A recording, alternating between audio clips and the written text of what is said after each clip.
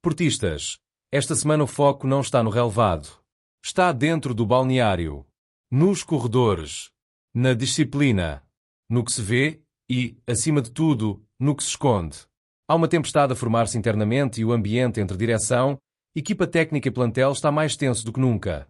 Três situações estão a deixar os bastidores do Dragão em estado de alerta máximo: comportamentos fora de horas, decisões que podem levar a rescisões imediatas e, ao mesmo tempo, a necessidade de garantir a permanência de uma das peças-chave do plantel. De um lado, um grupo de jogadores envolvido numa noitada em plena fase crucial da temporada, com vídeos a circular e claque a confrontar diretamente os protagonistas. No centro do furacão, um nome salta à vista, e a direção já estuda a sua saída imediata, sem esperar pelo fim da época. Do outro lado da balança, uma decisão totalmente oposta: blindar um dos jogadores mais valiosos da equipa, depois da resposta dada dentro de campo. O Dragão vive dias intensos, onde o profissionalismo e o comprometimento estão a ser testados. E há uma certeza: quem não está alinhado com o projeto, vai sair. E quem provar que merece ficar, vai ser recompensado. Comenta já, estás com a estrutura nesta decisão? Porque as revelações que seguem vão abalar ainda mais quem vive e sente este clube. A tolerância chegou ao fim. No Porto, quem não respeita o emblema, os colegas de balneário e a disciplina do grupo, não tem lugar. E neste momento, o nome de Tiago Jaló está na linha da frente para uma saída imediata, com a rescisão do empréstimo a ser considerada pela estrutura azul e branca. Segundo o jornal O Jogo, o central cedido pela Juventus encontra-se no centro da polémica que agita os bastidores do clube. Está entre os jogadores envolvidos na famosa noitada que levou à abertura de 4 processos disciplinares internos, depois das imagens se tornarem virais nas redes sociais. No caso de Jaló, o problema é ainda mais grave: há reincidência. Além da presença no evento que originou toda esta tempestade mediática, o jogador terá sido visto em discotecas de Madrid dias antes do jogo frente ao Nacional. E mais recentemente, terá saído nas madrugadas de sexta-feira e sábado, ainda que em dias de folga, sem qualquer contenção. Este comportamento foi considerado inadmissível. O jogador não participou no treino desta segunda-feira, após o fim das folgas concedidas ao plantel depois da vitória sobre o Famalicão. Nos corredores do Olival, o ambiente é claro: Tiago Jaló perdeu o crédito. A direção do Porto, liderada por André Vilas-Boas, está a equacionar rescindir de imediato o empréstimo com a Juventus, colocando um ponto final na ligação ao jogador antes mesmo do final da época. Não se trata apenas de uma reação emocional. Trata-se de manter intacta a identidade e os princípios do grupo, no momento em que o clube exige foco total, disciplina e compromisso absoluto. O treinador Martin Anselmi, que tem reforçado a importância do coletivo, não terá escondido o desagrado. O ambiente interno exige respostas firmes, e a permanência de um jogador que não cumpre com os valores do Porto poderá ser vista como uma fragilidade da estrutura. Além disso, há outro ponto essencial: manter Jaló no grupo poderá afetar negativamente o balneário, sobretudo quando existem outros atletas a cumprir rigorosamente todas as regras e a dar o máximo em campo e fora dele. Tudo indica que esta situação será resolvida nos próximos dias, com a Juventus a ser notificada da posição oficial do clube. E ao que tudo indica, não haverá grande resistência da parte dos italianos, que também já tinham levantado dúvidas sobre o comportamento do jogador durante a sua passagem por Turim. Jaló chegou ao Porto como uma aposta de futuro. Mas o futuro constrói-se com atitude, responsabilidade e respeito pelo símbolo que se carrega. E neste momento, tudo isso falhou. Mas este não é um caso isolado. Outros 3 jogadores também enfrentam processos disciplinares e o clube prepara-se para aplicar medidas firmes. A festa foi longa, mas a resposta vai ser curta e direta. No Porto, o profissionalismo não se mede só pelos minutos jogados ou pelos golos marcados. Mede-se também pelo respeito aos horários, ao clube, aos colegas e à camisola. E nos últimos dias, esse respeito foi colocado em causa. A estrutura respondeu com firmeza.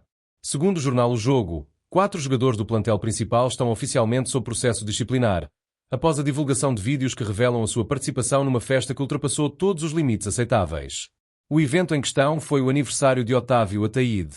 A celebração começou às 20 horas, mas os envolvidos terão permanecido no local até cerca das 4 da madrugada, quebrando assim o recolher obrigatório previamente estipulado pelo clube, numa altura em que o Porto já prepara o duelo com o Estrela da Amadora.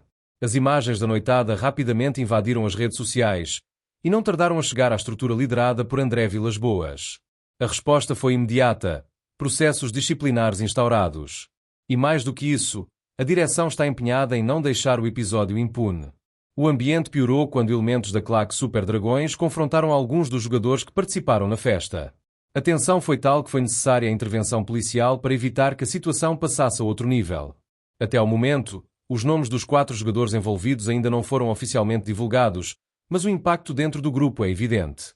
Há desconforto, há desconfiança e, acima de tudo, há a sensação de que este comportamento põe em causa a união construída por Martin Anselmi nos últimos meses.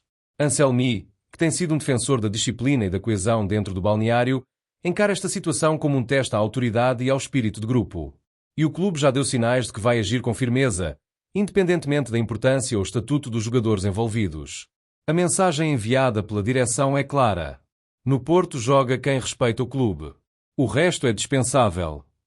Este episódio surge numa altura particularmente sensível da época, com o Porto a preparar-se para momentos decisivos, tanto na Liga como no tão aguardado Mundial de Clubes.